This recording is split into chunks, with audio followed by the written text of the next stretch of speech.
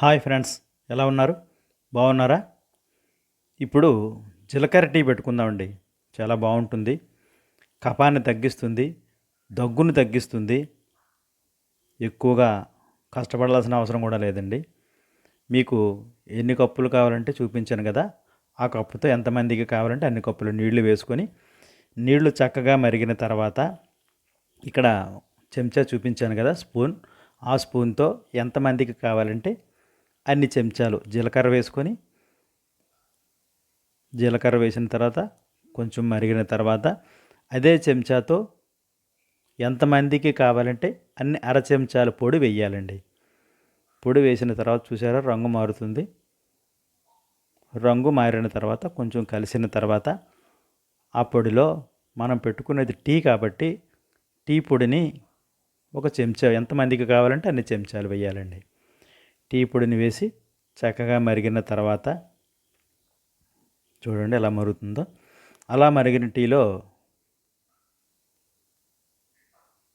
కొంచెం యాలకులు, పంచదార కలిసి మిక్సీ చేసుకున్న పొడిని వేసుకోవాలండి. వేసుకుంటే ఫ్లేవర్ బాగా వస్తుంది,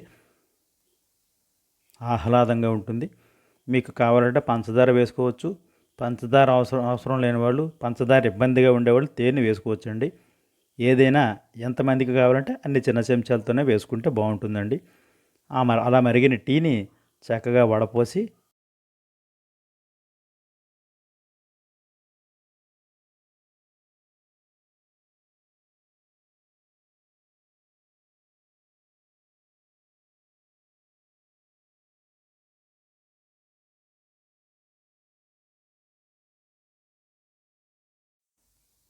ఇలా ప్లేటింగ్ చేసుకొని, ఇక్కడ ముగ్గురికి కావాల్సిన టీ అండి 3 కప్పులు పెట్టుకొని, ఒక నిమ్మకాయని ఒక 6-7 భాగాలు కోయొచ్చండి.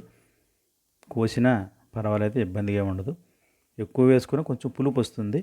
అలాగా గార్నిష్ చేసుకొని ఆ టీని అలా కప్పు కొంచెం ఎల్తిగా పెట్టుకుంటే మూతి కాలకుండా ఉంటుందండి. ఇలా నిమ్మకాయ పెట్టి ఇలా చూసారా ఈ 3 ముక్కలు పెట్టారు. ఈ 3 ముక్కలు 3 కప్పుల్లో వేసేసి అలా తాగితే ఫ్లేవర్ బాగానే ఉంటుంది, పులుపు ఎక్కువగా ఉండదండి. మంచి రుచికరమైన ఆరోగ్యకరమైన కఫాన్ని తగ్గించి మంచి టీ సిద్ధమవుతుందండి. ఈ టీ నచ్చితే లైక్ చేయండి, షేర్ చేయండి. మా channel SSS thoughts channel subscribe చేయండి. Thank you.